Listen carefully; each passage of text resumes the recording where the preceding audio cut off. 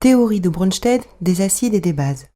Un acide au sens de Brønsted, noté par convention AH, est une espèce chimique susceptible de céder un ion hydrogène H+. Il se forme alors une autre espèce chimique notée A-. On traduit ceci par une demi-équation acido-basique. AH égale A- plus H+. Un acide au sens de Brønsted présente une liaison polarisée entre un atome d'hydrogène et un atome plus électronégatif tel que l'oxygène ou l'azote, qui en se rompant permet la libération d'un ion hydrogène H+. De même, une base au sens de Brønsted, conventionnellement notée A-, est une espèce chimique susceptible de capter un ion hydrogène H+, pour former une autre espèce chimique notée AH.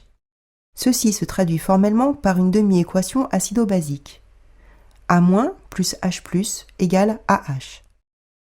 Une base au sens de Brønsted comporte dans sa structure un atome tel qu'un atome d'oxygène ou d'azote possédant un ou plusieurs doublés non-liants. Ces doublés non-liants sont susceptibles de venir combler la lacune électronique d'un ion hydrogène pour former une liaison polarisée, OH dans cet exemple.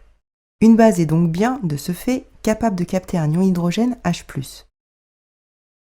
Lorsqu'un acide AH forme la base A- en cédant un ion hydrogène et que la base A- forme l'acide AH en captant un ion hydrogène, l'acide et la base sont dits conjugués et forment un couple acide-base.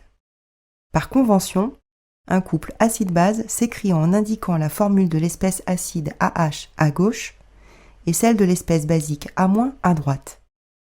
Lorsqu'une espèce chimique peut céder ou capter un ion hydrogène, par exemple la molécule d'eau H2O, elle est dite amphotère. Elle est la forme acide d'un couple et la forme basique dans un deuxième couple. Réaction acide-base. Lorsque l'acide A1H d'un couple acide-base réagit avec la base A2- d'un deuxième couple, il se forme l'acide conjugué A2H du deuxième couple et la base conjuguée A1- du premier couple. Cette réaction implique un transfert d'ion hydrogène H+, de l'acide du premier couple vers la base du deuxième couple. L'acide A1H perd un ion H+, pour former sa base conjuguée A1-, tandis que la base A2- le capte pour former son acide conjugué A2H.